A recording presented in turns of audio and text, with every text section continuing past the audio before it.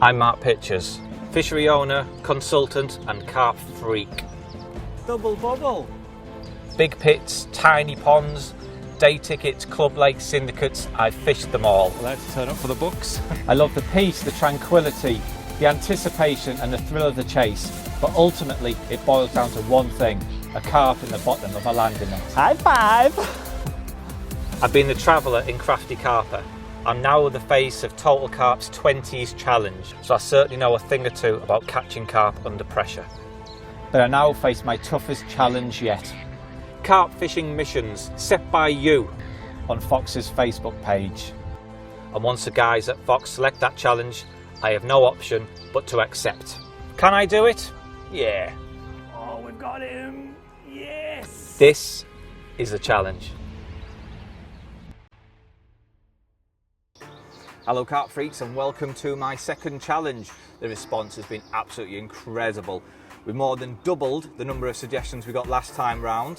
One of my favourites actually was from Adam Snowden, and he actually wrote to me on my personal page and followed up with a private message, so he's certainly very keen, and he said, can I do the entire session naked? No, but I'll send you a few photos to keep you happy. But the one we did go for in the end was by Carl Smith, and he asked if I could catch a carp off the bottom, in the middle on a zig, and off the top. Now quite a few of you actually wrote in with that suggestion, but Carl specified that all the fish had to be mid-doubles or bigger. So with that in mind, I decided to come down to one of the most popular day ticket waters in the country, and that's Linear Fisheries. Reason I picked here is just because there's a number of lakes. If the fish aren't perhaps playing ball on one lake, we can move around to another and hopefully find a few feeding fish. Now the conditions aren't good at all. I mean, back home in Yorkshire there's forecasts of torrential rain, flooding, strong winds. I mean, catching fish on the surface in conditions like this, it ain't going to be easy, let's face it. But I've come here to Oxley's Lake. As I drove down the track, I saw one of the swims was free on the end of the island. Literally did a handbrake emergency stop when I saw it was free. Ran in the peg with a couple of buckets, sat down for 5-10 minutes, and I've already seen quite a few fish showing. So I'm actually quite confident we can get a fish on the bottom and a fish on the zig sorted, and that just leaves the monumental task of catching one off the top. Let's see how it goes, eh?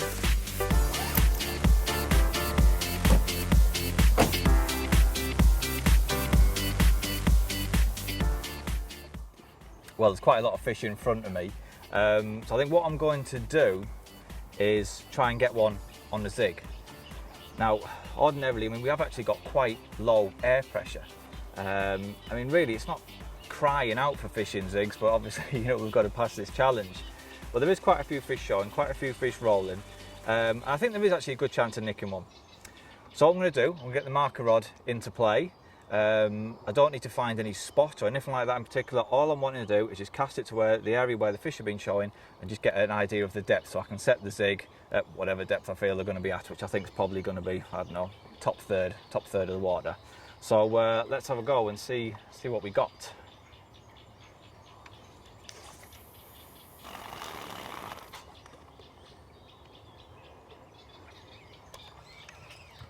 Always make sure your spool's at the bottom of the shaft when you're doing this, otherwise you lose a couple of inch or an inch or whatever.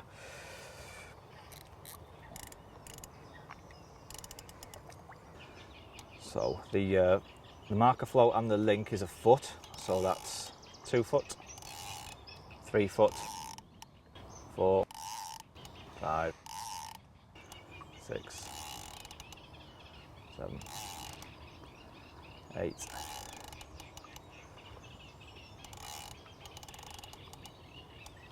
10 foot, exactly 10 foot. Okay, let's have a little cast to the right and a little bit beyond. Well, I've had a few more casts around with the float, and as you'd expect me fishing near an island, that the bottom does slope up, and in the space of a rod length it shelves from 11 to 8 feet. So it's quite nice really to have that sort of variation in depth. I can cover a bit more ground if you like, and what I'm going to do, I'm going to type a few zigs at a few different depths and start spomming a little bit of bait over the top, I think. And there's a few fish still in the area, so let's get cracking.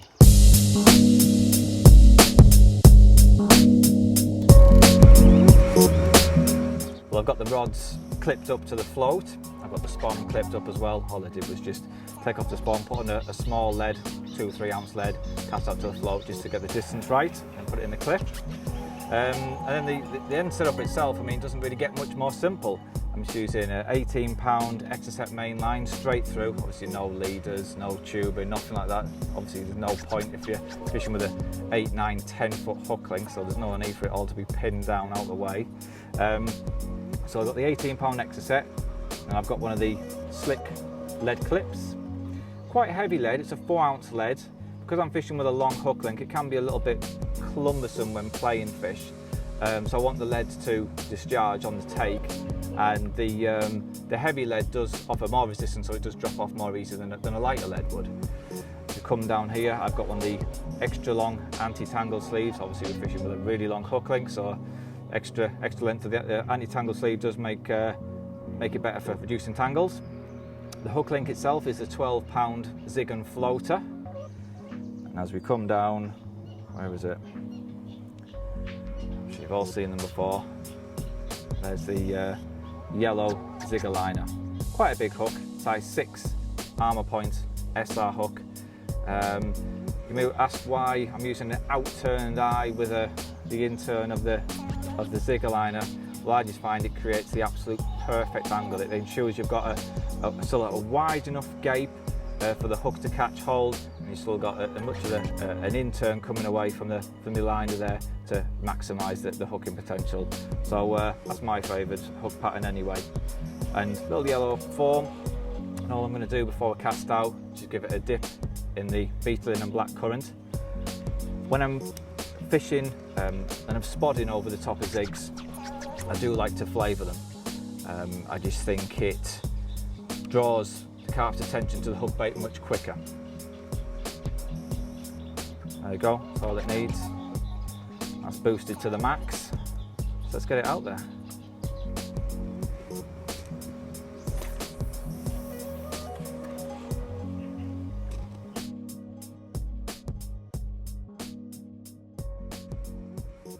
Well, I've got 2 rods out there now. So what I'm going to do is spot a little bit of, I was going to say munger. I actually physically stopped myself from saying munger. I'll start again. Well, I've got 2 rods out there now on zigs. So what I'm going to do now is swam a little bit of mix over the top. And this is what I'm going to be using. It's Hinder's nut sludge. And I prepared this last night. Covered it in boiling water to allow all the particles to soak up the water. And to this I've added some sweet corn. The reason I put that in is I'm fishing with little yellow Zigger liners, so I want a few yellow large food items falling through the water. Now, I mean, it's a good mix as it is, but I like to make it a little bit better, give it a bit of pimpage. So I'm going to add some mainline Cloud 9 ground bait, and just as the name suggests, it really does make a really attractive cloud. Has a lovely fruity aroma as well. I'll mix that in.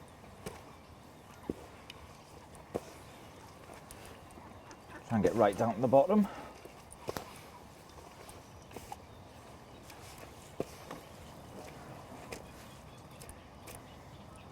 Nice and stodgy. And to make it even more milky, I add milk, funny enough. This is just the evaporated milk. Full tin of that going in.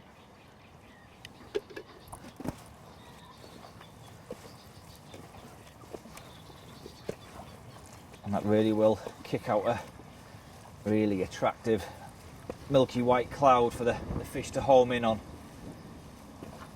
If I throw a bit in the edge, you'll see it in full effect.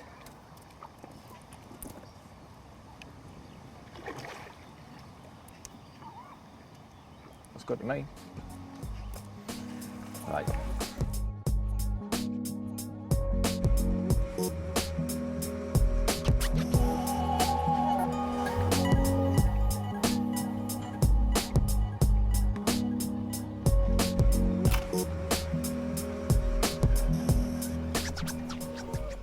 Well, although we've got the zigs in play now, conditions really do lend themselves more for fishing on the bottom. We've got a low pressure system, quite a decent wind blowing. Obviously we had all the rain last night, it's forecast more rain today. And like I say, if I'm honest, I am expecting to get more action on the bottom. So what I'm going to do, I'm going to put one rod towards the island in the slightly shallower water. It's about sort of 7-8 feet. And this is the rig I'm going to use. I've got a leader, a 6-foot leader of the new Carp fluorocarbon material. This stuff, honestly, it sinks like a brick and it is virtually invisible in water. And I'm not just saying it, I'm convinced it's put a few extra fish my way since I've started using it in the past few months. I'm using again one of the small slick lead clips, and again a 4-ounce lead. I like to just use heavy leads. I think it aids the hooking, and also the extra resistance it does ensure the lead generally drops off on the take. And there's a few snags around there on the tree, on the branches. They are going underneath the water, so I do want to lose the lead if I have to pull a fish through the branches. I have a small Carp anti-tangle sleeve, and then I have a 6-inch hook link, which is 15-pound Camotex soft, going down to a size 4 Armour Point SS BP hook, short shank beak point hook. I've got a little bit of silicone there over the eye and also down the shank to secure the hair in place and create a bit of a blowback effect. And the hook bait, it's one of the cornball systems that they're called. They come with like a little stack of 3 grains of artificial corn, and I've just trimmed it down, so I've just got 2 grains of corn there, and they are absolutely critically balanced. They sit lovely. In fact, it's just really the weight of the hook that holds them down. They kind of sit like that, wafting around all enticingly, and I'm hoping it's going to do the job. Well, I'm about to commit what I see as the ultimate carpy crime. 2 different bobbins on the same setup. But it's for good reason. Although my OCD is screaming at me. What we've got here, we've got the Springer arms that I'm fishing with the zigs. Now it's important to fish a really tight line, because we're fishing with such a long hook link. It gives the fish a lot of room to play, a big arc in which to move. By fishing a really tight line, as soon as the fish tightens that hook link and dislodges that lead, an indication will be transmitted back immediately. Now the other rod I'm fishing on the bottom, that's just fished in sort of 6-7 foot of water close to the island, and there's no need to have springbow tight lines going up there, so I'm just going to fish it on a semi-slack line, which will provide sufficient indication in this situation.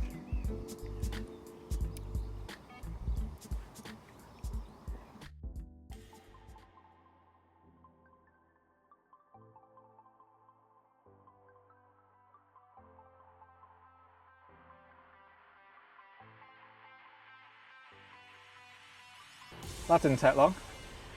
It's been 5 minutes, perhaps, since I spotted out some bait over the bottom rod. Where are you going? On the way. I think I need to do a bit of a manoeuvre.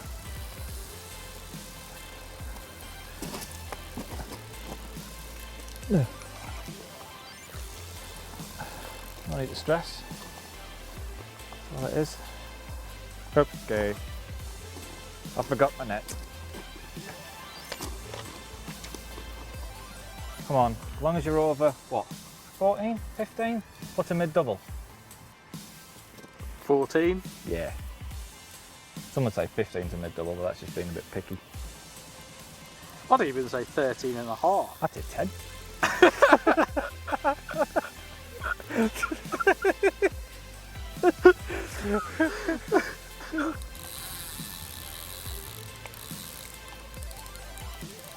Okay, well, I just had a proper look at the fish for the first time. I got a bit of a glimpse of it when it was about 30 yards out into the lake, and I could see that it was a common.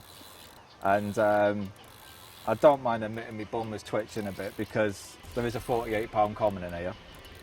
But it ain't that one. It's just a very angry mid-double. But he'll do, if we can get him in.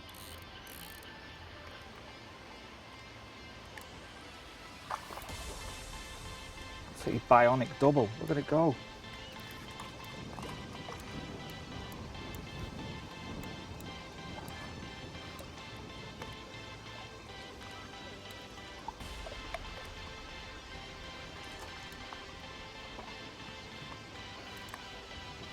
Right, come on, stop it now. There he is. See the corn, he's poking out the corner of his mouth. Let's come off. And that's the bottom rig done. Very nice. How big is he? Yeah, I think we can say that's a mid-double. Don't you, Mr. Cameraman? He's a mid-double. Excellent. Nice. Let's get the mat out and have a closer look at him. And here we are, we're off the mark. Nice common, about £15, which means the bottom rod is past. All that's left for me to do now is get one on a zig and then one on the surface. Wasn't going to be easy, but it's not going to be easy. But getting this fish early doors puts me in a lot better contention than it did 10 minutes ago.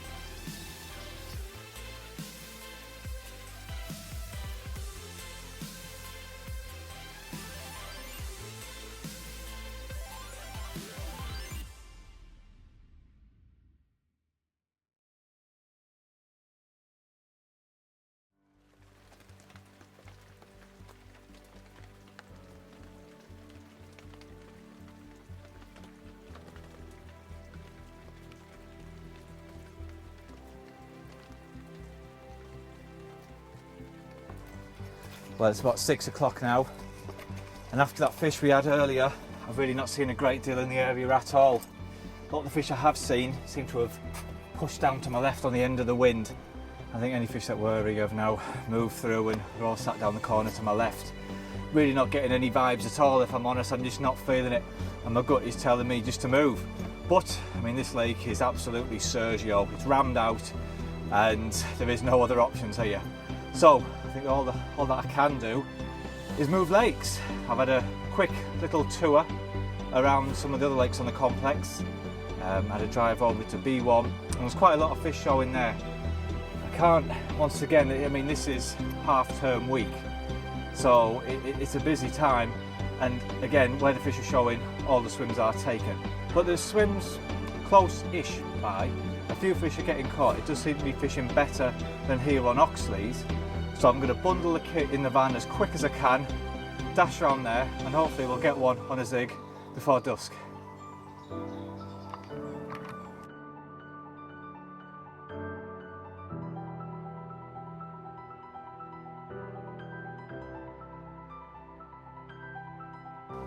Well, here we are over on Brasenose 1. Just managed to get all 3 rods out on zigs. It seems a bit crazy in my head because all my carpy instincts are shouting at me to be fishing on the bottom. We've got a mega low pressure just coming in. It's fairly cool, windy, drizzly, perfect for fishing on the bottom. But, well, we'll give it a go, eh? I've got one on a yellow zigger liner, fished in sort of the bottom few feet. One a little bit higher up on a black zigger liner, and one with a bit of a black and yellow combo going on. So I shall remain optimistic more than confident, but we'll give it a go. Anyway, I think it's time for Harry the cameraman to get the pizzas ordered. He's nodding, that means a yes. See you later.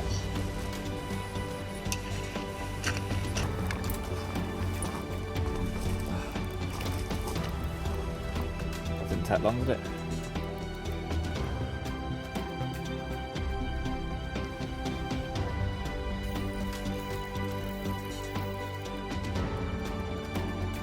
There it is. Oh, the net's stuck.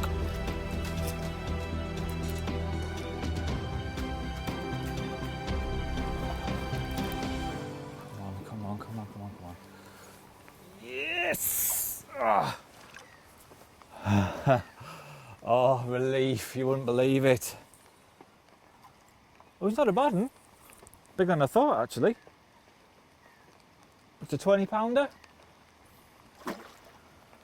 Oh, you would not believe the relief, I can tell you.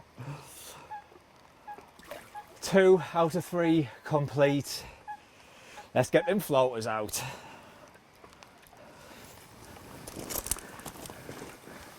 There it is. Little yellow zigger liner that did the job.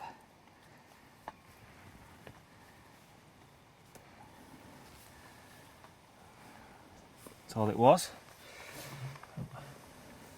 Well, the last time you saw me, I was just saying how perfect conditions look for catching fish on the bottom. And then off it rattles on the little yellow zig, just to make me look an absolute fool. But I'm not exactly bothered. This weighed 23 pound 10 ounces. So that's 2 challenges now ticked, 2 tactics, methods ticked off the list, which just leaves us with the monumental task of trying to catch one on a floater. But for the time being, I'm quite happy with this one.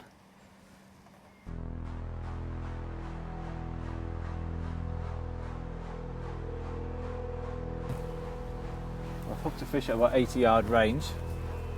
And from the second I picked up the rod, it just kited to the right, and I'm now kind of I'm almost in the next swim down really. I'm just trying to persuade it to go back into open water.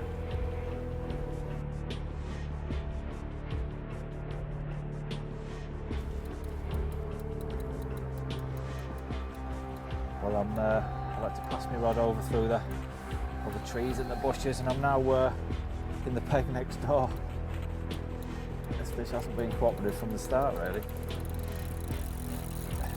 Harry the cameraman, he's ran back and got my net from my original peg. Well, I've got a little bit of a confession to make here.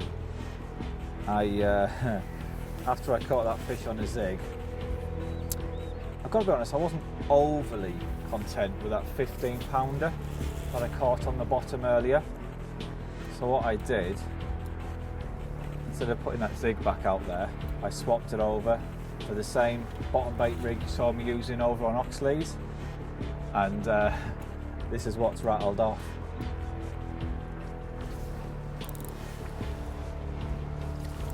Here he comes. It's a pretty scaly fish.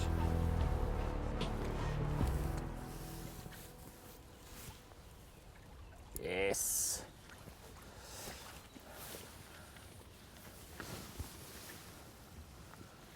Oh, he's nice. Have a look at him. Oh, might be a bit bigger than I thought actually. Have a look at that. Proper pretty scaly fish. Have a look at that one then. That really is a very nice looking fish. It's definitely the best looking fish of the session so far. And as I hold him, I'm beginning to wonder if it might be a bit bigger than I thought. But then I haven't had anything to eat all day, so maybe I'm just a bit malnourished and a bit weak.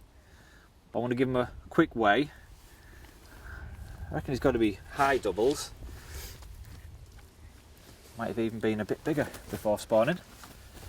Zeroed the sling already.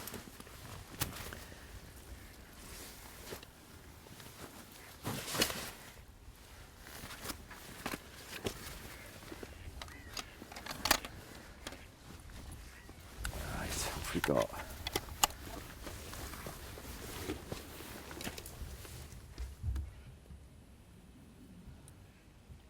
$18.5. I'll do. Not quite a 20, but doesn't matter, does it? It's an improvement on the last fish we caught on the bottom. I think what I'm going to do tonight, I might just persevere with the bottom baits and see if I can catch one a little bit bigger.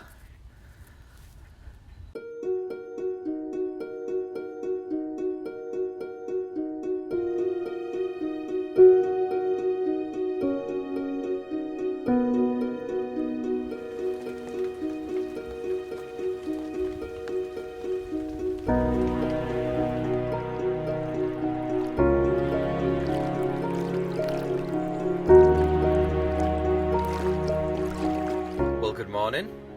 It's been quite an eventful night. I had 3 bites. Absolutely chucked it down last night. I got soaked every time.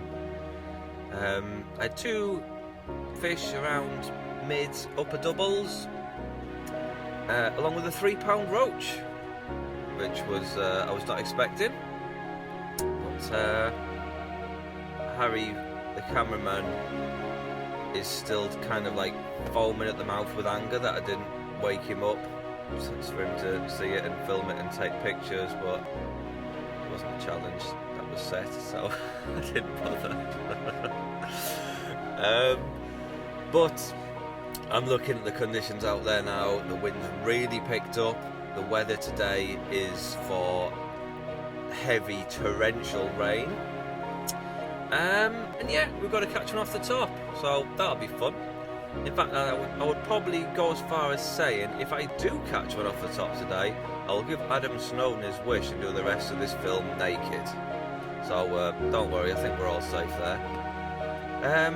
But I think what I'm going to do now is kind of sod the challenge off, really, and set myself my own mini challenge of getting a 20-pounder off the bottom. I've had a few fish on the bottom. We had the 18.5 last night, couple of mid doubles through the night. But if I can get a 20 off the bottom, at least then we'll have one off the bottom, one in the middle, and then just got to get one off the top. So who knows? Let's see. See you soon.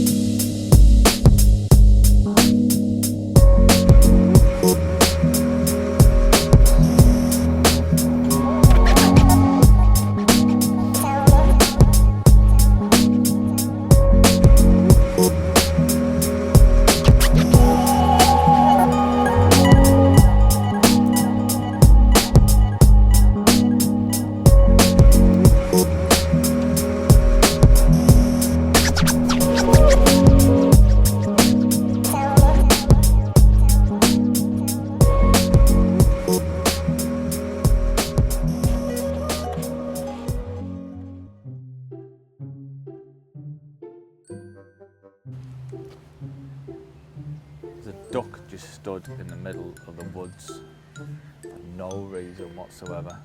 How random is that? There's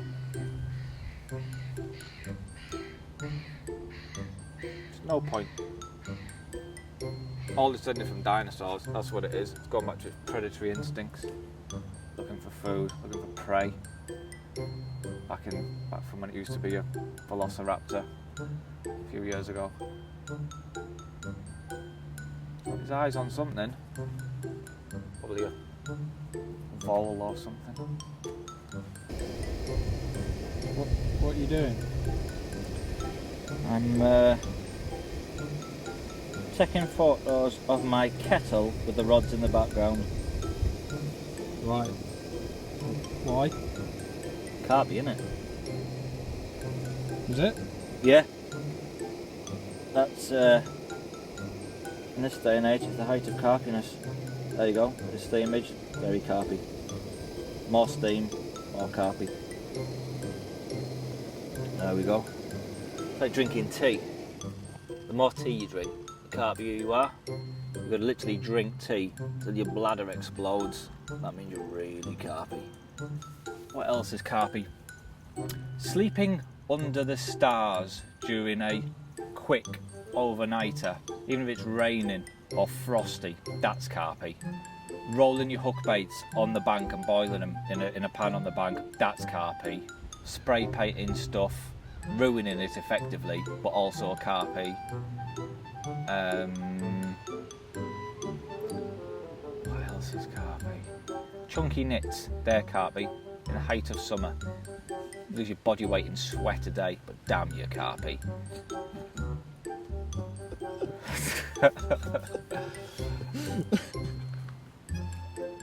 Trying to catch one on the top and there's really no point or need. That's carpy. I think the carpiest thing I ever heard. This is carpy. Feeding the ducks your boilies, so when the poo into the lake, the carp eat the poo and get a taste for the boilies. That's just so carpy. Someone said that? Yeah. Yeah. Really? Yeah, they need locking up.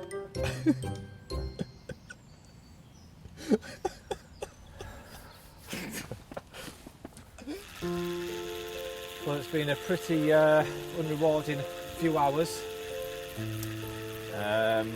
With nothing else on the bottom, and the weather conditions have been pretty much exactly as predicted, although there's been a bit of a break in the weather, well, a break in the rain I should say, but the wind's been a bit stronger than what was originally forecast.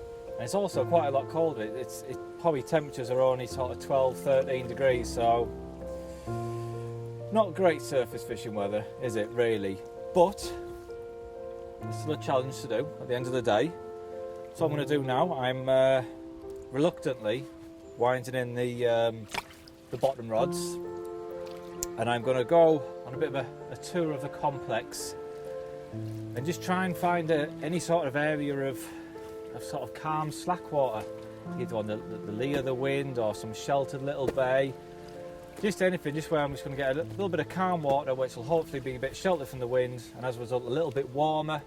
And you never know, stranger things have happened. I might just pass this challenge yet. Let's see. I've just arrived at the top end of Brasenose 2 Lake. Never actually fished this lake before, so I don't really know a great deal about it, but what I can see is obviously the wind is smashing down the opposite end of the lake, right at the far end where it narrows up into a little bit of a bay.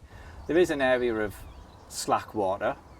There's a little bit of weed present as well, so I'm guessing it's a bit shallower. I really don't know, but I'm guessing it's a bit shallower up here.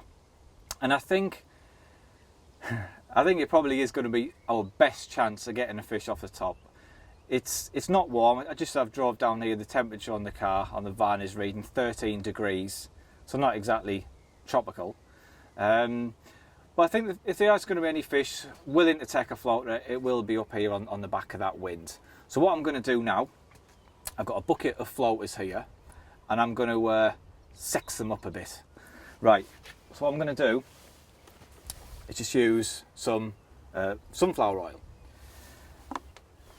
And all I do is just pour it over the floaters, and I'm using a mixture here of small biscuits. There's cat biscuits, tiny floating pellets, little tiny puppy dog biscuits as well.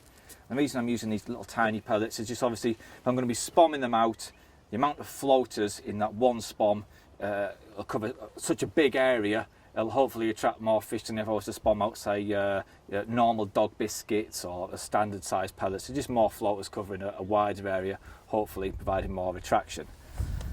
And the idea of the sunflower oil is the floaters really do emit a very oily slick. So I can see whereabouts the floaters are in the swim at all times. I can see where they're drifting. I know if they're going out to swim, if they catch the ripple and move too far, I know when to top up it again. So I've got a nice steady stream of floaters going through the swim. Now the reason I use the sunflower oil, I prefer vegetable-based oils to coat the floaters in rather than fish oils. Personally, I think they're a little bit more viscous, and as a result, if the water isn't particularly warm, I think you get a bit better slick leaking off rather than with a fish oil, which can, I wouldn't say congeal, but it's just a little bit thicker, and as a result you won't get the slick. Right, so in that goes. You want to put it in fresh rather than letting them soak in the oils. You want it to be coated all on the outside. You don't want it to soak up too much, because as soon as them floaters go in the water, I want the slick to be created immediately. Obviously if they absorb that, they won't emit it till they start to swell up and sort of release it. So give them a real good glaze. Mix them around so they've all got an even coating.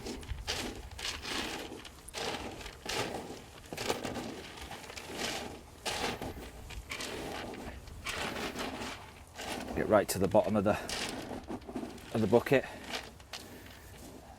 and as you can see there, what carp could resist that, eh? That's good to me. So let's get to work and give it a go.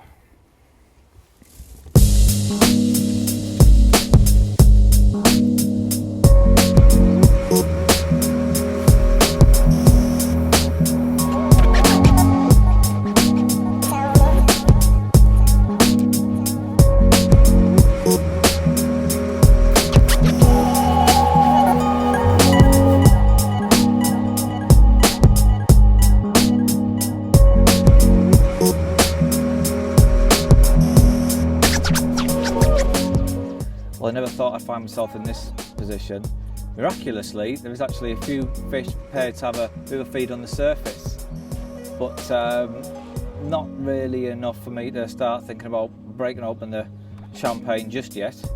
Every spot of mixers that I put out there they're only taking 1, 2, maybe 3 biscuits, and then that's it. You won't see another fish for another maybe 5 minutes. So they're not really feeding aggressively or confidently enough to even warrant getting the rods out of the van, to be honest. But it is looking promising. I never thought we'd even be able to get a fish feeding on the surface. It's still only fairly early. It's late morning. So as we move into the afternoon, hopefully the temperature will just rise by a degree or a couple of degrees, just anything. It might just make them just be a bit more inclined to have a bit of a proper feed on the top. So fingers crossed, let's see.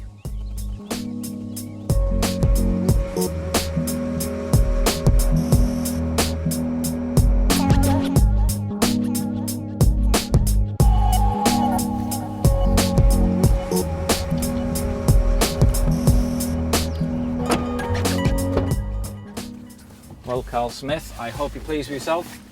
That's my first challenge failed, but I always knew this one was going to be difficult. And when we set this challenge, it was about 3 weeks ago, conditions were perfect. It was really warm, summery conditions, and in the past couple of days, the temperature's taken a tumble. We had low pressure, lots of rain, lots of cold water going in the lake, and they just haven't responded to surface tactics. I mean, Linear's a brilliant venue, a brilliant floater venue as well, but conditions have to be right.